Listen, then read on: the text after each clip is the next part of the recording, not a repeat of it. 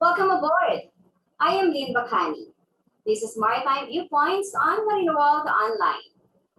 Joining us on the program is the Chief Executive Officer of Noatun Maritime and President of the Philippines-Norway Business Council, RPNBC, Mr. Martin FAANNESSEN. Good evening, Mr. Carl.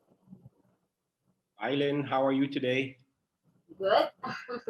Still surviving amidst this pandemic. Aren't we all? Thank you for joining us, Carl. I know you're too busy. Carl, we've known you as a top maritime executive with vast experience in crewing, and now you have this Noatun, your new company. Was this born by the events of the challenges of this pandemic? It was a bit of both.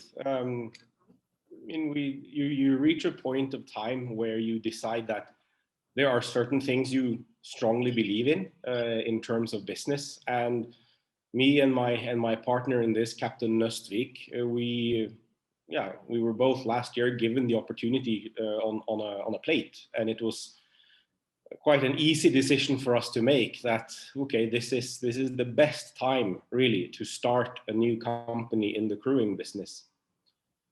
That may sound counterintuitive. I recognize that. I mean, who would be sort of like idiotic enough to start a crewing business in the middle of what rapidly became a crewing crisis in every country on the planet?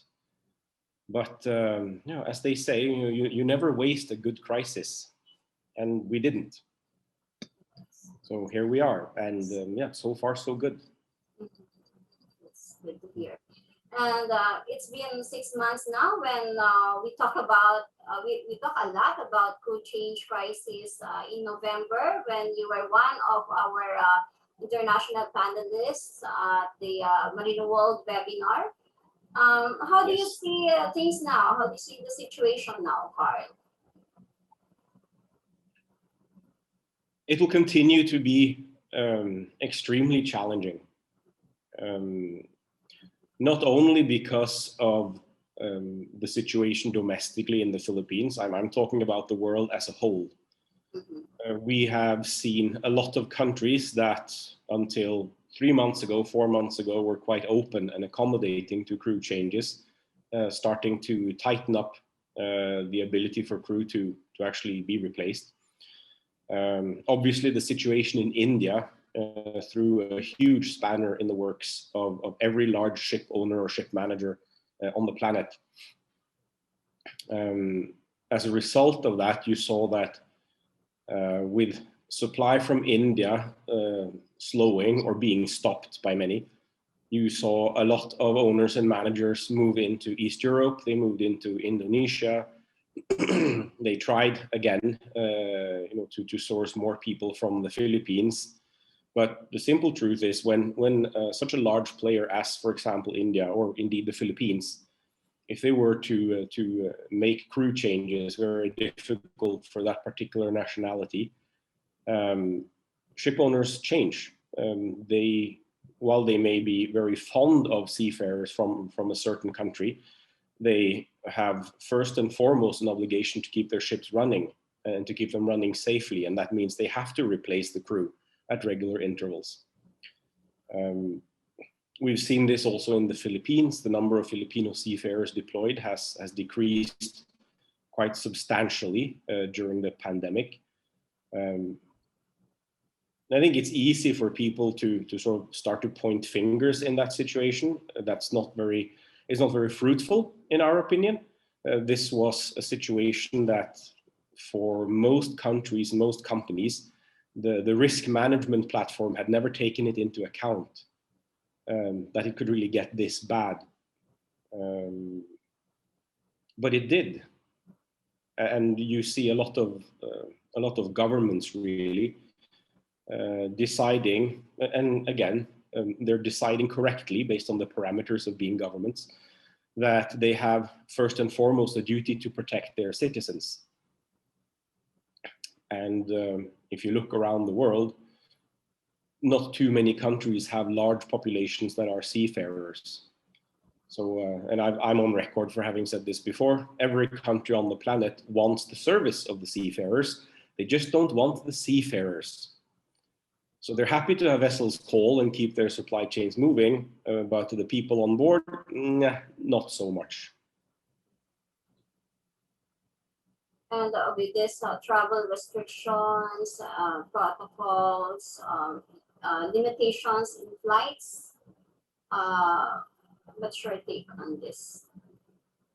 It is going to continue for the foreseeable future. We see a country like the USA establishing a lead actually in how to do this the proper way, in that more and more vessels calling the USA will be offered by ISWAN and others if the crew on board the ship would like to receive a vaccine. And they're offered the Johnson & Johnson one-shot vaccine with vaccine certificates issued on the spot. Which means that any vessel calling certain ports so far in the US can depart with a crew that has been fully inoculated with certificates that are for a vaccine that's internationally recognized. We see other countries who, for various reasons, have been able to source significant volumes of vaccines, but the vaccines are not internationally recognized. Meaning that if you show up, let's say, in the European Union with a vaccination certificate for a vaccine that is not recognized by the European Medicine Authority, EMA, EU as an area will not recognize that as a vaccine. And that is a challenge that more and more countries will face. Now, hopefully we will get to a point where more and more of these vaccines that are being used widely are recognized also in Europe and North America, but for the time being, they're not. And it means that also here in the Philippines, where there is now a concerted effort to vaccine seafarers, we hope that the authorities will ensure that the seafarers receive vaccines that are indeed recognized as effective by both the European Union as well as North America, because it will ease the burden on the Filipino seafarer tremendously if we can put that in place. But flight restrictions, travel restrictions, etc., they will remain. They will remain at least until the end of the year, and then probably sometime into 2022. 2022. Mm-hmm. So, Carl, how about this vaccination program of our government? The Marina already started the registration. How is your company and as for the NBC acting on this? I don't think there is a company or organization in the maritime sector in the Philippines who is not supportive of this. Mm-hmm. It is an extremely welcome initiative, and whatever help Marina or anyone else wants, I know that from PNBC's behalf, we will be happy to do whatever we can to help. I know that any manning agency I speak to say the same. Whatever help Marina needs in order to make this a reality, they will be happy to assist. So I think based on what I've seen of Marina these past 6 months, they are really stepping up to the plate on this one, and they're finding that the industry as a whole is extremely supportive of what they're doing. I think there are a few challenges in terms of the timelines involved. If you look at people who are, for example, in the container trade, for them it's easy. They know exactly where a ship will be 90 days into the future. That's easy. If you look at bulk ships that are tramping, very often they don't know where they will be 2 weeks from now. Which means that if you need a 30-day period at least in order to secure inoculations and so on, it's going to be at times difficult, because very often you will only be told 2 weeks ahead that, okay, the vessel will a vessel will stop in South Africa for bunkering and crew change. And you will only find out when it leaves Singapore, in which case you actually have less than 2 weeks to get everything in place. So there are some timeline issues here, but the most important thing, which I think Vice Admiral M. Pedrad has correctly identified, is to get it started. As soon as it's started, it will take on a momentum and a life of its own. And again, it can do nothing but help the Filipino seafarer and the manning industry here in general. Some of our seafarers are also concerned on the type of vaccine that will be given to them. What do you think about the type of vaccines that should be best for our seafarers? Given the factors, or considering the factors involved? As I alluded to before, ideally they will be given vaccines that are recognized by all the major medicine agencies around the world. That means we are looking at the likes of Moderna, Pfizer, BioNTech, Johnson & Johnson, AstraZeneca, and so on.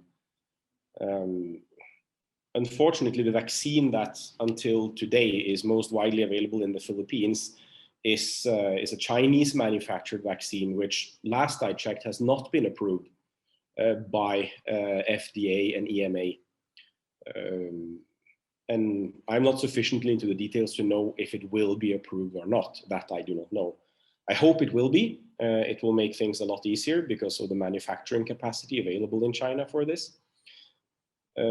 But I do hope that in the interest of time and speediness in terms of deploying Filipinos in a fully vaccinated state, that Marina, together with IATF, is able to prioritize seafarers for these vaccines that are internationally recognized.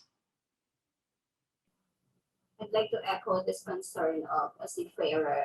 That vaccine is allowed and not allowed, especially in other countries, because it will serve as an advanced solution, and it will matter because it may not be accepted in other countries.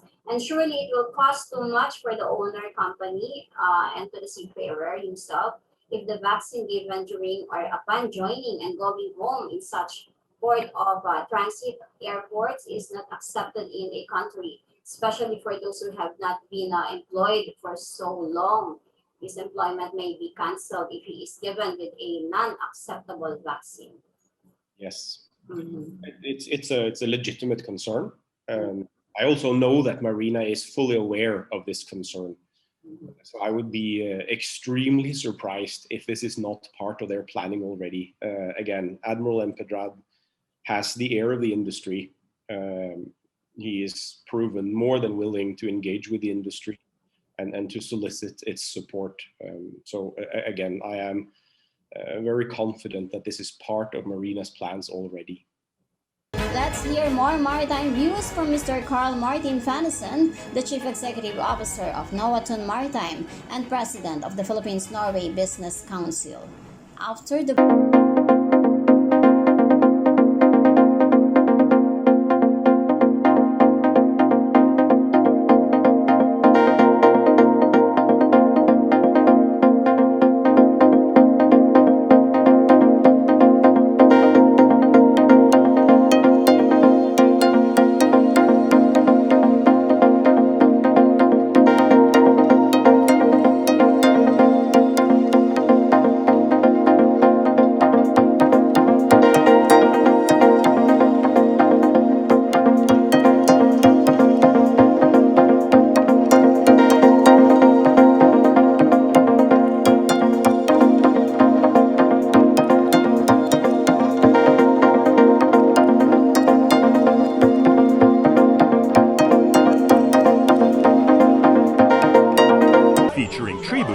is proud to present to you a collection of folk songs, kundimans, haranas, and balitao songs reflective of our country's rich history and culture. Performed and interpreted with the heart and finesse of the country's major musical talents.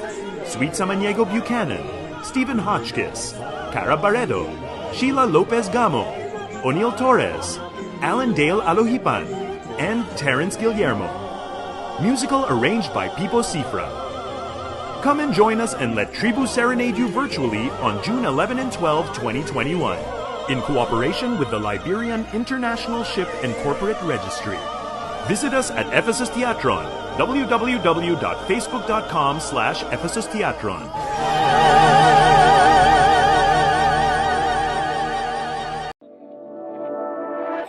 What if I tell you that KSIM Connect has become a reality? It is the cloud-based ecosystem for maritime education and training, where Kongsberg provides simulation and services to all members. As an instructor, my main goal is to educate and train seafarers to acquire skills promoting safety, sustainability, and efficiency at sea. At KSIM Connect, I can efficiently manage my simulators, my exercises, and my students. In the exercise archive, I can store my library of exercises, and if I want, collaborate and share them with my colleagues or others in the global community. KSIM Connect enables me to give students access to cloud simulation, so they can train anytime and anywhere while learning at their own pace. In addition, I can explore the library of models and exercise areas, download or subscribe those that fit the learning objectives. And I can even order spare parts or a service visit if needed. Kongsberg has started to create the future of maritime education and training by creating the community where instructors can find news, explore and download available simulator models, distribute or share exercises that fit the curriculum. Imagine using KSIM Connect to integrate our simulators in the same virtual exercise environment, enabling students to train and interact together. It doesn't matter whether you're in Singapore, Australia, or in the United States. As long as you're online, you are part of the knowledge-sharing community. Kongsberg is shaping the future of maritime education and training by creating the community. Let's continue building this community together for the benefit of ourselves and the entire maritime training.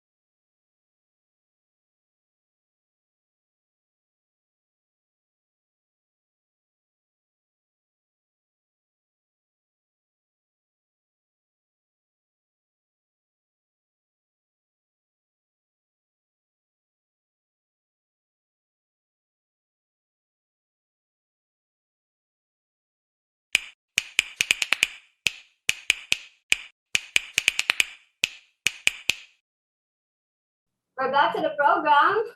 This is Maritime Viewpoints. You're watching Marino Online. We're still with Mr. Carl Martin Faannessen, the CEO of Noatun Maritime. Carl, let's talk about more on crew change. How's your experience with our OSS or one-stop shop crew change policies of our government? The fundamental idea is extremely attractive. And we've seen it in terms of the number of vessels calling the ports in the Philippines that are open for crew change. There have at times been a small issue of coordination, but whenever this has been addressed, it seems to have been sorted out quite quickly. I think the main concern for ship managers and owners who operate multinational crew is the ability to do a full crew change in the Philippines, not only for Filipino nationals, but also for non-Filipino nationals. And again, this boils back to what I mentioned earlier, in that each government is, of course, first and foremost responsible towards its own citizens. And it is an area where the Philippines, with its significant presence in the mining industry, could actually lead by example, and has led by example, by saying that these vessels and the people on them, they keep the world economy alive. We, as a maritime nation, have a responsibility to make sure that no seafarer will feel abandoned at sea, and that the seafarer can trust the sanctity of contract, etc. So yeah, it's a very good idea.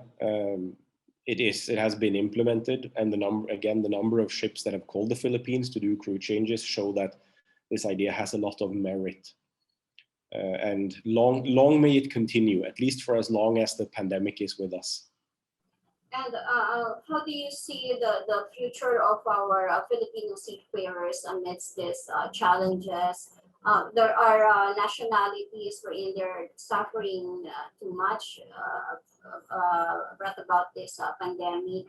And before we had this downturn on deployment, but now there's a demand for more officers because of the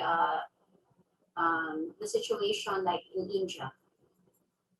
Yeah, I think it's important to segregate the two. The situation in India is hopefully a temporary shock, and I say hopefully out of the deepest respect for the Indian nation. The situation they have been in, and in some parts still are in, is something you wouldn't wish on your worst enemy. It's a tragedy, and what we can see now in India, just to take that, is a very concerted effort by multiple stakeholders to commence more broad-based vaccination of critical parts of society, including their seafarers. So let's hope they can put the lid on this again and go back to being the India the rest of the world has come to love, recognize, and respect. If you look at the longer term, the Philippines has been for decades a dominant source of seafarers. And I know, I mean, my father was a seafarer, and he was replaced by a Filipino, right? Which actually was a blessing in disguise for him, I have to say. He went on to pursue a different career quite successfully. So there are no hard feelings there. Quite on the contrary, it means I was raised with a father who would come home and occasionally cook a caldereta because he had it on board and he enjoyed it. So I was exposed to parts of Filipino culture from an early age, if you like. But when you look at the Philippines as a source for crewing, there are some obvious strengths. Right? One is the general acceptance in the Philippine nation of seafarers as a profession. And I think it's important to reiterate this, that it is a profession. And I've been advocating for some time that this should be treated the same way you treat medicine, law, auditing. These are professions, and the same applies to seafarers. Nobody who comes out with a master's or chief engineer's license will ever profess to being fully educated. The best masters, the best chief engineers, they know that every time they go out, they will learn something new, because they are in a very dynamic environment, and the opportunities for learning will never end. And that means that on your first voyage as a master, yes, you are a master on paper, but you will do well to heed the advice of your chief mate who may have been at sea longer than you have. And the same applies in the engine, of course.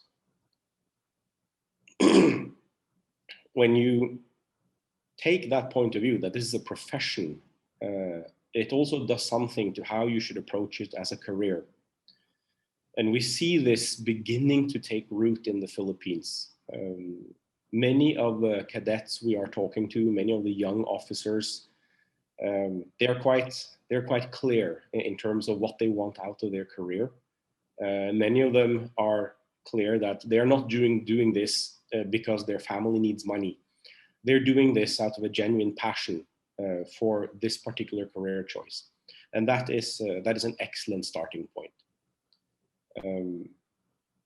You do still see that there are a lot of people coming out of what you may call the, the graduation mills in different parts of the country. And once they are subjected to quite stringent assessments from our side, we usually uncover substantial gaps quite quickly. And these are not advanced gaps, these are basic gaps in things like basic safety and call regs.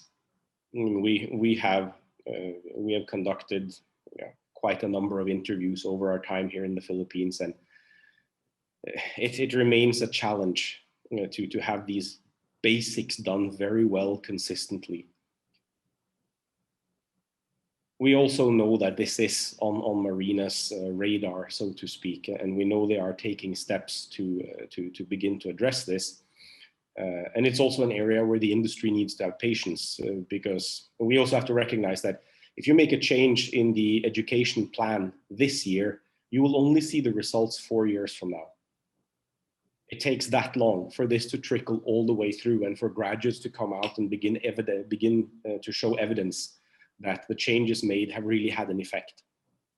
So a little patience is also required from the industry. I think the important thing is to see that Marina takes these things very seriously, as they do, and that they are taking steps, at times even unpopular steps, to rectify the situation and continue to lift the Philippines higher up the competency scales.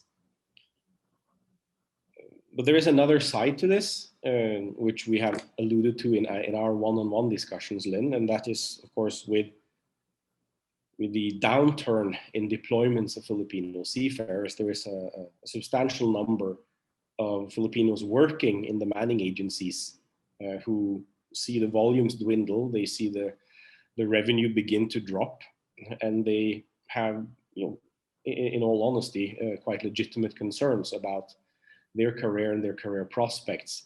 I think to them, it's only fair to say that, you, as in any career really, if your employer treats you fairly and is upright about what the company is going through, and is willing to share information with the staff about what the company is experiencing, you will find that most people are not unreasonable.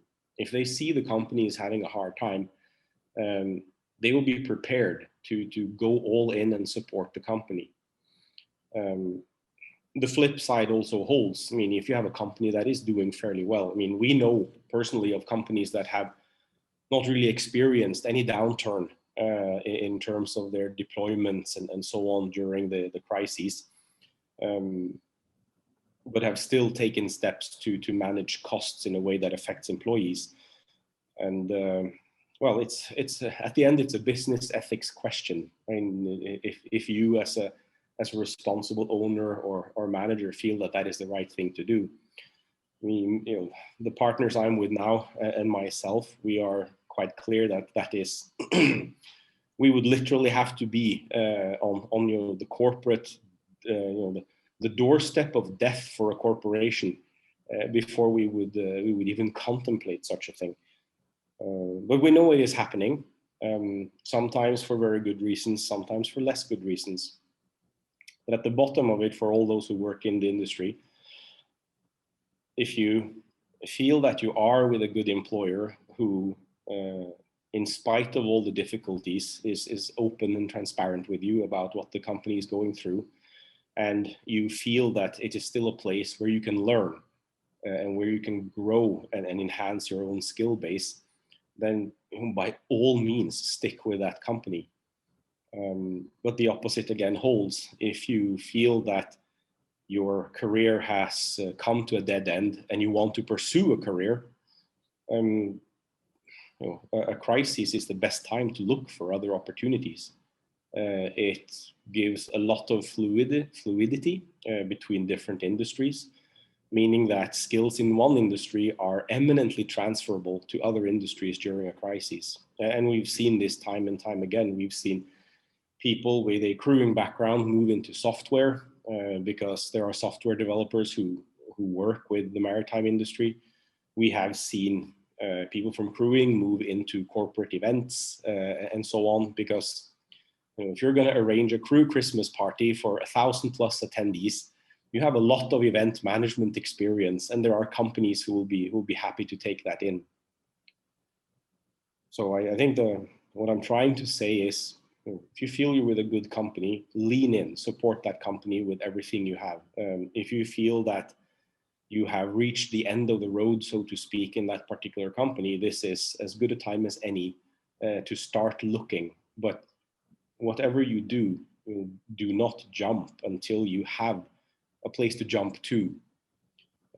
We have unfortunately seen examples where people in a bout of passionate thinking decide to leave a company and they have nowhere else to go. And in this right now, that is an extremely risky approach to take. Carl, one striking point you raised on our last year's webinar is that this COVID-19 is an accelerant rather than a stumbling block. Can you expound more on this? Absolutely. More, Absolutely. Yeah, I'm going to make one exception to a rule I normally have, and that is not to sort of blow my own trumpet. I think it was back in 2013. We did a problem-solving training class in Oddfjell at the time, and we repeated it since in Abu Jed, now Jebsen PTC. One of the challenges given to the participants was this: how to dispatch crew without them ever having to go to the office. This was in 2013, where we first posed that question. At the time, I think every single participant told us that this was absolutely impossible. It couldn't be done. If you look at today, there are a lot of dispatches happening without people having to show up in an office, right? Everything can be done online or remotely, possibly with the exception of signing the actual contract, which still has to be done in person. The move to digital, the move to remote, all of these things have accelerated tremendously during the last 18 months. Take a few examples. Maersk, for one, they have a sizable presence in Manila, not only in terms of crewing, but also in terms of a shared service center. And in a matter of, I think it was less than 2 months, they had retooled their entire organization to work from home. And that meant ensuring that their staff had reliable internet connections, that they had laptops, that they had secure connections, etc., etc. A lot of that is here to stay. And in many ways, it creates a bifurcation between companies with resources and companies who have been or are a bit constrained on resources. Because if you do not have the money to sink into laptops, secure accesses, good internet connection, etc., for your people, it's difficult to make that investment.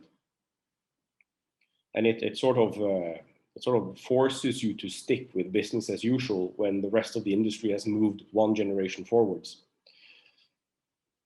For those who have the ability to invest in these things, they are seeing that what the rest of the world has been through in the last 15 years has in many ways been compressed into 1.5 years in the maritime industry, both in terms of how you work, but also in terms of the tools that you are prepared to use. Let me give you one example. Last week, 2 weeks ago, we launched a functionality, app-based functionality, which allows seafarers to handle effectively all of their job applications from home. And not the old-fashioned way. This includes physical biometric verification of identity so that we know that the seafarer is who he claims to be. There are no dummy profiles. And the seafarer controls the data. Right? We've spoken to Marino about this. They are extremely supportive. They recognize that this can be a game changer for the industry as a whole. I mean, if you look at it today, if you are a seafarer and you're looking for a job, let's say you're living somewhere in Cavite, well, what do you have to do? Well, first you have to go to Manila. That's going to cost you money, right? You go to manning agent number 1. They have a paper form they want you to fill in. So you spend 30 to 45 minutes to fill in this paper form. You give that together with your documents. You wait for anywhere between 15 minutes to an hour. Somebody will sit down, do a quick interview, and they will tell you, okay, we'll call you. And then you go to manning agent number 2, right? But by then it's lunchtime, so you have lunch. So you go to manning agent number 2, you repeat this. Maybe you have time for manning agent number 3, right? If you're a seafarer, it's an incredible waste of your time. And it's, from the manning agency side, it's borderline disrespectful. Because these are people who spend most of the year at sea, and we in the manning industry, we have managed to organize our business in such a way that we keep them away from their family when they are home. So we put in place a solution where they can actually do all of this from home. Marina with Mismo have a very capable platform where we can authenticate certificates directly. We see the same in other nations as well. Indonesia has a similar setup, which is also quite effective. But it means that if you're a seafarer, you can stay at home. You don't have to spend money on going to and from Manila. You don't have to spend money on maybe, finding a place to stay overnight, on meals, etc. You can do everything from home. You just use your phone or your tablet, and you take the pictures you need. You can attach your CV, right? For us, it's also a huge time saver. If you look at it, usually you will have a captain or chief engineer doing an interview, and these are highly skilled individuals. And from a business perspective, they also are fairly well remunerated. So you want to make the best possible use of their time, right? By moving this whole process online, what you effectively do is that these people who are doing the interviews and the assessments, they spend the time on the most promising candidates. So they become more efficient. Whereas in the old scenario, an assessor would do maybe 4 to 6 interviews per day. In this structure here, it can be doubled. And what that does for your efficiency in a business is, it's a quantum leap. We're very happy to be pushing this. It makes a big difference for us. It makes an even bigger difference for the seafarers, because they can stay with their family the few months they are home. They don't have to spend days walking from agency to agency in Manila. So that is one very tangible example of the acceleration that's taking place. Any more concerns you'd like to emphasize, Carl, from the perspective of our ship owners, ship managers? The partners I work with and myself, we're sort of hardwired to look for opportunity. So where other people see a concern, we sort of try to flip it around and say, okay, how do we convert this concern into an opportunity? We were adamant from the beginning that one thing that will come out of this pandemic is, we believe that more and more owners and managers will have a preference for multinational crew rather than single nationality vessels. Now, in some cases that will be wrong, in some cases it will be right. But on the whole, we believe that there will be a movement towards multinational crew, simply because it is prudent risk management from an owner. It's the proverbial all the eggs in one basket all over again.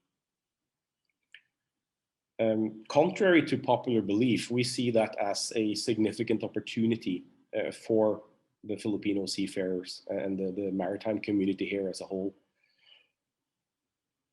because it opens up vessels and positions that have been almost off limits until now. It also contains an opportunity for the Philippines, and particularly then Marina and the education sector here, to keep marching in the direction that Admiral Empedrad has staked out. saying that we don't really have any options when it comes to utter compliance with the international conventions we are a signatory to. And again, he finds ample support in the maritime community here in Manila every time he mentions this topic. If you want to look at, if you want to look a generation ahead, if you like, there's a lot of talk in the maritime industry about, if you go back 5 years, all the talk was about autonomous vessels. And if you look at today, it's all about zero carbon vessels. So there are fads and fashions in the maritime industry, just like anywhere else. There will still be an increased focus towards automation, and in certain parts of the world, autonomy might be achievable. But what you will see as vessels become more and more advanced, with more and more, call it difficult installations on board, the countries with the strongest basic education will tend to come out on top. We habitually source candidates from all over the world for the vacancies we have. And we're happy to place Filipinos. We have a number of them out sailing. We also have Indonesians, East Europeans, and so on. And what we tend to see is that countries with very strong basic education programs, or at least basic education programs that are good at the so-called STEM subjects, they tend to produce extremely capable seafarers. I think the focus in the Philippines on the maritime colleges is worthwhile, but it's important not to forget the immense value of very good primary education. And what we have been through here in this country for the past 18 months almost, with lockdowns and schools closed and online learning, etc., we will only see the consequences of this over the next 5 to 10 years, simply because there is a whole year group, almost 2 whole year groups, that have been deprived of the opportunity of learning in a classroom setting under the tutelage of a skilled teacher. I think the sooner we in the Philippines and also in the maritime industry can come to grips with this and figure out, okay, how much damage has been done really? Maybe it's not as much as we think it is. Maybe children are more resilient than we give them credit for. They tend to be. But we need to assert quite quickly how much learning have we lost over the last 18 to 24 months, and what can we do to rectify that and bring everyone back to at least an equal footing. Still too many challenges to address. Carl, for your final wrap up or final words for our audience, please. Me and my partners love working in the Philippines. We love being in the Philippines. We find the median Filipino seafarer to be motivated, loyal, hardworking, highly trainable, highly adaptable, and these are strengths that should never be underestimated. There is occasionally a game of perception being played. Right, so like every time EMSA issues a report, the perception is that this is the end of the manning industry in the Philippines. So far, it hasn't been. There is also occasionally a focus on, will this continue to be an attractive industry as the socioeconomic development of the Philippines keeps marching forwards. Until COVID struck, the Philippines was on a very, very healthy growth trajectory, and many of us, myself included, believe that will continue once the pandemic is over with, because the fundamentals in the Philippines remain extremely attractive. It is a fairly young, reasonably well-educated country with, again, a highly adaptive group of people in it. I mean, you can say a lot about Filipinos, but you are certainly resilient. I mean, Mother Nature throws everything she has at you, and every time after a period of hardship, you come out smiling and you rebuild. That's just what Filipinos have been doing for thousands of years. I think the only thing you have yet to experience is a snowstorm, and for that we should all be profoundly grateful. But everything else you manage with aplomb. So these strengths of resilience, of community, of adaptability, and not least excellent command of English, meaning you fit into multinational crews anywhere you go, they're not going to go away. And if you look at other nationalities that are competitors, they may share one or more of these strengths, but we've yet to find a nationality that will tick all of the same boxes. Right? So we remain optimistic on behalf of the maritime industry in the Philippines and the crewing sector in particular. And yeah, that is also one reason we have struck up a very deep and meaningful business relationship with a manning agency here. Because of course, as foreigners, we are not allowed to recruit Filipinos, right? We can only take the Filipinos who approach us directly and point them to a licensed manning agency here who will follow our procedures. And they do. And so far, so good. We had our first onboard promotion last week. A guy went from deck cadet, actually. No, sorry, not deck cadet, but he went straight to third officer after a few months on board. So that's a very happy young man, and it was very well deserved because he had been smart. He had made sure he had his higher license, etc., in place before he went on board, so that when opportunity knocked, he could open the door and take the step up. I think that's a useful example to everyone in the industry. You always prepare for opportunity, so that when opportunity knocks, you open the door and you create good things. That's what we try to do. Thank you so much, Carl, for your time and thoughts, for your positive views. Thank you so much. Well, thank you, Lynn, and stay safe. Stay safe too. Thank you. Thank you. Thank you.